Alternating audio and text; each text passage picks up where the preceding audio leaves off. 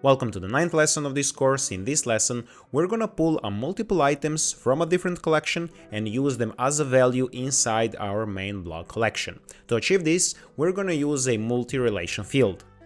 Okay, so for this example, we want to turn these link items into actual tags for our articles, and we're going also to input those tags here into related articles. So how we want to achieve this? Since we want to make this dynamically, we're going to go into a collections and to create a new collection, same as we did with the category. So let's create another collection. Let's call it tag, since that is going to be called tags. And here we don't need anything, so let's just hit finish editing. And let's add something here, some tags, for example, modern, hit confirm. We can immediately publish everything. Let's add a new item, let's call it luxury. Let's publish this again. And in a second, I'm going to add many more items here. Okay, now we have our items ready here. It will be enough for this example. So what we want to do now, we want to connect this tag collection to our blog collection, same as we did with the category collection. So let's go into the settings of our blog collection and let's add new field. Again, we need the relation field, same as for the category. Let's name it tags, hit confirm. And this time into the options, we need to select a collection from which we want to pull the items. We want a tag collection, and here into a type, you can see that it's by the default a single, but this time we want to select a multiple. That's because we want to add a multiple tags for the same article. We don't want to have only one tag per article. So let's select multiple here, hit save, and hit finish editing. And we can now proceed to our blog collection, and let's open this item first. Scroll down a little bit and you can see that we have brand new tags field at the bottom. So now let's click on these select items and let's add some tags to this article. Let's select this interior, let's select eco-friendly and for example modern. If I hit finish here, you will see that I have assigned 3 different items from our tags collection inside this article.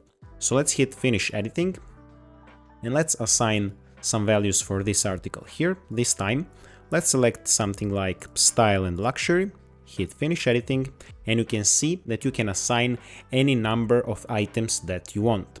I'll hit finish editing here and quickly fill out the tag fields for all of these items that are left. Okay, now when all of our items here have their tags fields filled up, let's close the collections and let's actually connect everything. So let's go here, and as you can see, this structure here has been looped 3 times. We don't want that since we are going to make that duplicate dynamically.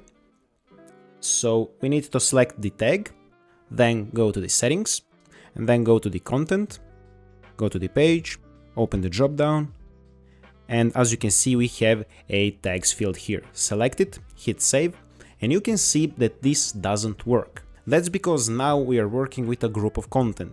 In the category example, we only pulled one item from the category collection inside a blog collection, but this time we're pulling multiple items from a tag collection inside our blog collection. So what we need to do now?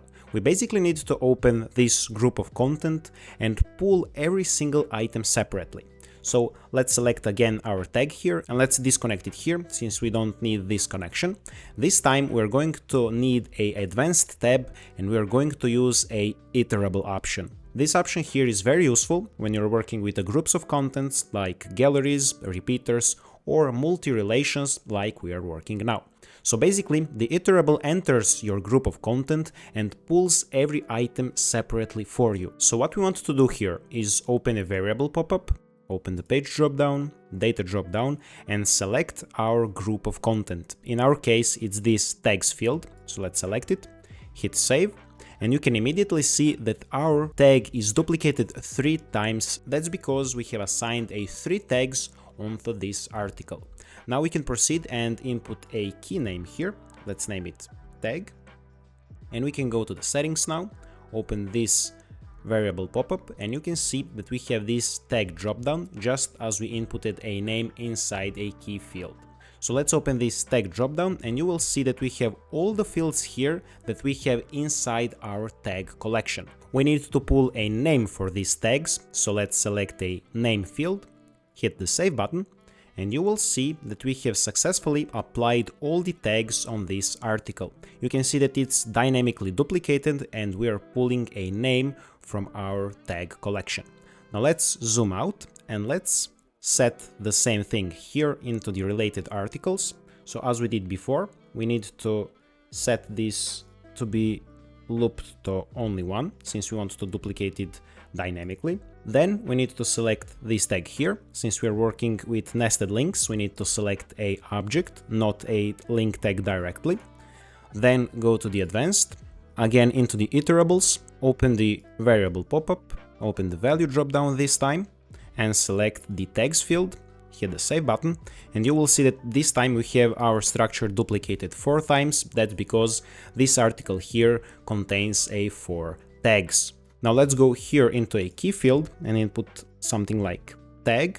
Then we can select our link tag inside our object. That's because we want a link tags to hold the name instead of the object tags.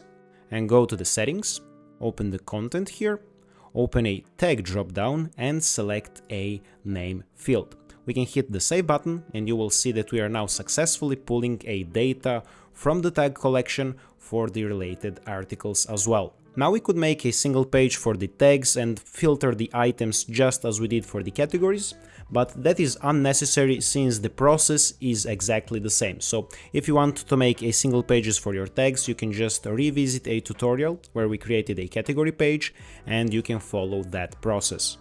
We slowly came to the end of our 9th lesson. We saw how can we use a multi-relation field to pull multiple items from a different collection and use them as a value inside our main block collection.